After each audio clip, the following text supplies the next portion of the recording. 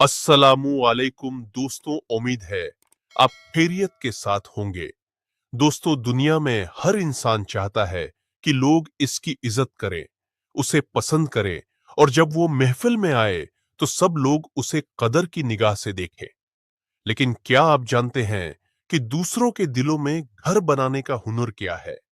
अगर आप चाहते हैं कि लोग आपसे मिलकर खुश हो और आपके जाने के बाद आपको अच्छे अल्फाज में याद रखे, तो उसके बारे में बाबी इल्म हजरत अली रजी अल्लाह अन्हु ने इज्जत पाने के 3 ऐसे आसान तरीके बताए हैं जिन पर अमल करके आप किसी के भी दिल में अपनी जगह बना सकते हैं।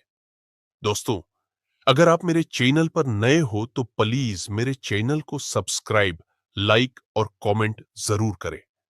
दोस्तों, इज्जत कमाई जाती है, मांगी नहीं जाती। जो खुद को इज्जत देता है, दुनिया भी उसे इज्जत देती है। इज्जत वो दौलत है जो किरदार से हासिल होती है।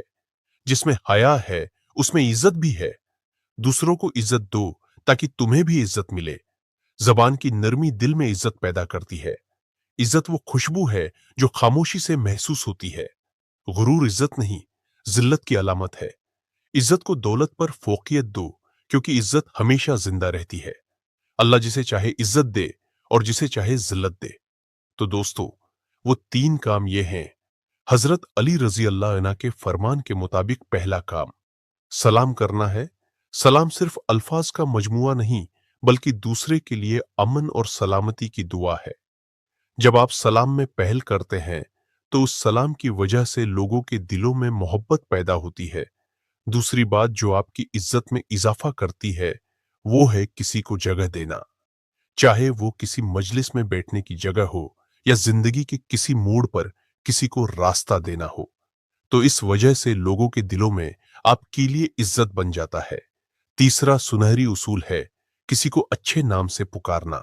इंसान को अपनी पहचान और अपना नाम सबसे ज्यादा अजीज होता है। जब आप किसी को इज्जत वाले और प्यारे नाम से पुकारते हैं तो उसे अपनाइयत का एहसास होता है।